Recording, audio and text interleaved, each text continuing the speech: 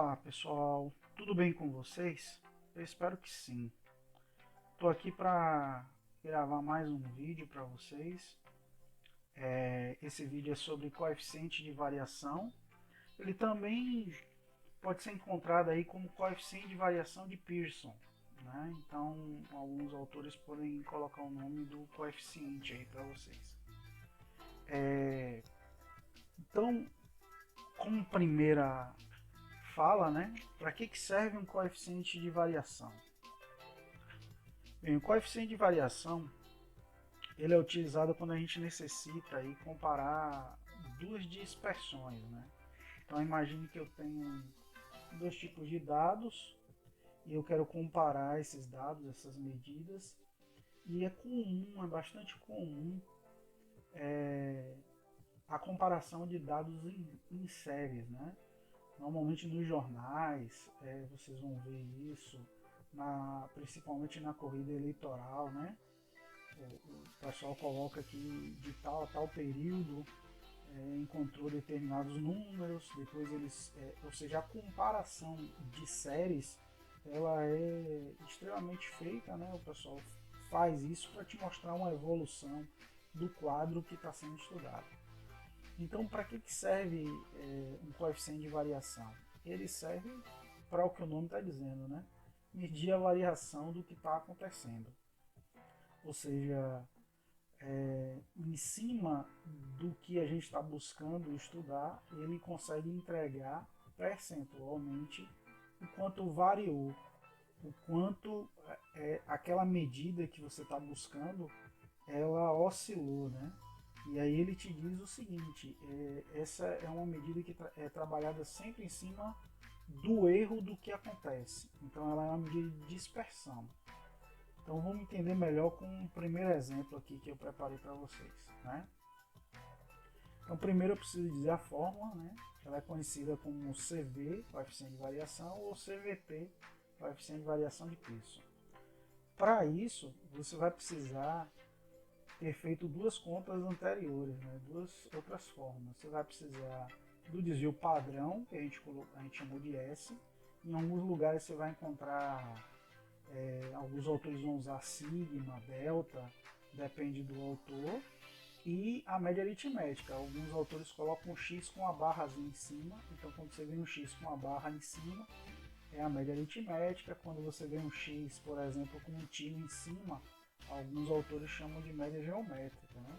Eu prefiro colocar MA, MG e MH, mas depende dos autores aí. Note que o CV está sendo multiplicado por 100. Isso quer dizer que o coeficiente de variação vai ser entregue em porcentagem, tá? Então, inicialmente, para calcular o coeficiente de variação, você precisa do desvio padrão, né? E da média aritmética. Lembrando que o desvio padrão é a raiz quadrada da variância. Então, a fórmula do desvio padrão e a fórmula da variância são mais ou menos a mesma fórmula, né? O desvio padrão é a raiz quadrada da variância. Mas, enfim, vamos continuar e seguir aqui o barco.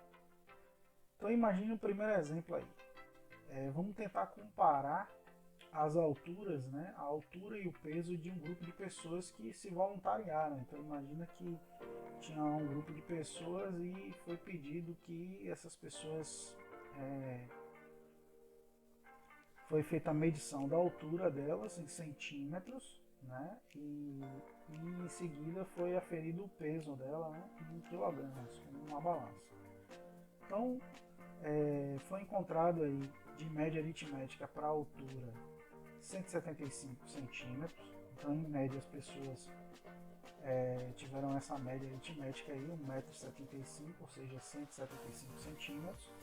E em relação ao peso, 68 quilos, desculpa, 80 não, 68 quilos. Da mesma forma, em cima a gente não tem os dados, é só um exemplo para que a gente possa calcular rapidamente, né? A gente tem o desvio padrão, que no caso da altura foi de 5 centímetros, e no caso do peso foi de 2 kg. Note que é óbvio que o desvio padrão tem que estar na mesma unidade que aquilo que a gente está aferindo, né? Nesse caso a altura e no segundo caso o peso. não estamos procurando relação entre altura e peso, estamos comparando a dispersão que existe usando o CVP entre as duas medidas, tá? Então são as mesmas pessoas que foram submetidas a esse experimento, onde mediu a altura e mediu também o peso, duas variáveis. Repito, não estamos comparando as duas variáveis, estamos comparando a dispersão entre as séries, entre a primeira e a segunda. Qual aqui tem a maior ou a menor dispersão? É isso que estamos fazendo. Então é o seguinte, entre esses dados aí coletados, o CVP, que eu chamei de CVPA, ou seja, o da altura, foi de 5 sobre 175 vezes 100, isso dá 2,85%. Note que, se você fizer a conta aí, você vai ver aí 0,4 casas. Mas como a gente está em porcentagem, não faz sentido a gente colocar mais do que duas casas na porcentagem, né? Não faz sentido, ou seja, por isso eu coloquei 2,85, mas se você fizer a conta aí, você vai achar mais ou menos para a altura. E para o peso foi encontrado 2,94%.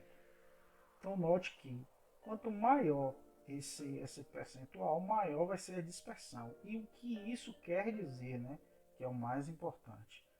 Quer dizer que os dados em torno da média e do desvio padrão, né? Lembrando que o desvio padrão é justamente quem tenta corrigir aí esse valor da média, quem tenta encontrar ou te dizer o quanto que há de variação entre a média que você encontrou e os outros números que estão na dispersão, na distribuição, desculpa. Então, o CVP da altura ele ficou menor que o CVP do peso. O que isso quer dizer? Ficou um pouco menor, né? 2,85, 2,94. Quer dizer que os dados com relação ao peso eles são mais dispersos. Note que a variação de 5 centímetros em relação a 175 centímetros, ou seja, pense aí proporcionalmente, né? Com relação a 175 centímetros, 5 centímetros acima, 5 centímetros abaixo, ou seja, 180, né, e 170. E com relação ao peso, você vai colocar, no caso 68, você vai colocar 70 e 70 e 66 como no máximo, né? Então a gente tem. O que isso quer dizer? Quer dizer, como o próprio número diz, que a dispersão entre a média que foi encontrada do peso, ela é maior que a dispersão encontrada com relação à altura, tá? Nesse caso aqui, apenas nos informa o seguinte, que as duas são relativamente baixas, em torno de 2,85, né? Isso quer dizer que a distribuição ou a amostra que foi colocada é interessante, porque a dispersão, nesse caso do CVP, comparando, está em 2,85, e no caso do desvio padrão está em torno de 5 centímetros e 2 quilos. É preciso avaliar dentro do contexto o que se está buscando para eu te dizer se esse desvio padrão é um desvio padrão forte ou se ele é um desvio padrão fraco. Então imagine, pode parecer pouco, mas imagine aí agora numa cadeira de avião, né? Onde a distância entre uma poltrona e outra é relativamente curta, ou no ônibus ou no carro, né? Então, a depender dessa distância, a pessoa tendo 5 centímetros a mais ou 5 centímetros a menos vai causar um conforto ou desconforto maior. Então, é preciso, na verdade, na hora que se faz o estudo, e nesse caso aqui é um exemplo apenas de cálculo, é preciso que se leve em consideração o porquê do estudo está sendo feito, né? Nesse momento aqui a gente não está levando isso em consideração, apenas está te mostrando como é realizado o cálculo. Agora vamos para um segundo exemplo. Esse é um pouco mais contextualizado, né? Eu fiz uma brincadeira aqui, Vamos lá. Então tem uma fábrica de polpas da microrregião da Costa do Dendê que produziu um estudo para o coeficiente, para o controle de produção e qualidade de polpas comercializadas. Então tem uma empresa de polpas, fabricando polpas de frutas, né?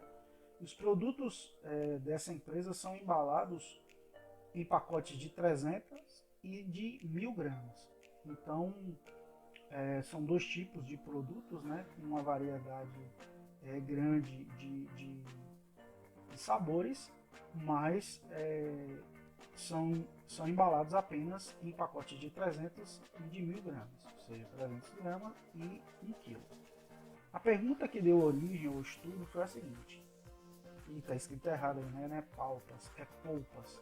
As polpas produzidas pesam realmente 300 gramas e 1.000 gramas, ou seja, quando você compra a polpa, quando você recebe ela em casa, ela tem realmente 1.000 gramas ou 300 gramas. Então, para investigar e responder, foi utilizado o seguinte método.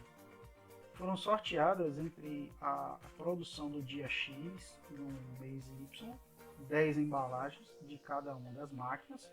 Então isso quer dizer que tem 2 máquinas lá em linha de produção e os números aferidos foram tabulados e estão a seguir listados. Ou seja, das 10 polpas coletadas, de 300 e de 1.000 gramas, os dados estão aí. A média aritmética para as polpas que foram de vários sabores, né? Em média deram 295 e o desvio padrão foi de 5 gramas. E a média aritmética para as polpas, os mesmos sabores, mas agora com a embalagem de 1.000 gramas, deu 995 e 5 gramas de desvio padrão. Note que eu coloquei os dois valores aí, 5 gramas, né? Ou seja, isso é para voltar e perguntar, né? As polpas produzidas pesam geralmente entre 300 e 1.000 gramas, ou seja, quem está comprando realmente paga e recebe pelo que está comprando. Vamos lá. Calculando, fazendo as contas aí, eu tenho o CVP de 300, né? Em cima da conta que foi feita, deu 1,69%.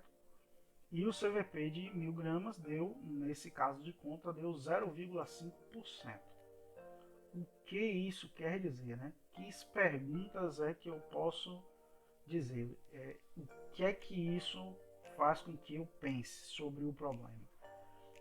Qual é o meu problema? Saber se os clientes estão recebendo polpas realmente com peso ideal, ou seja, de 300 e 1.000 gramas. Então, quem é a maior dispersão? A maior dispersão calculada, o coeficiente de variação de Pearson em cima da dispersão, é de 1,69% para as 300 gramas e para 1.000 gramas 0,5%. Isso quer dizer que a probabilidade de alguém comprar uma polpa com 300 gramas é maior de receber uma polpa que não tem 300 gramas ou que passou de 300 gramas, que é preciso te dizer isso, né? Eu estou medindo a dispersão na média. Isso quer dizer que não estão faltando 5 gramas, podem estar sobrando 5 gramas.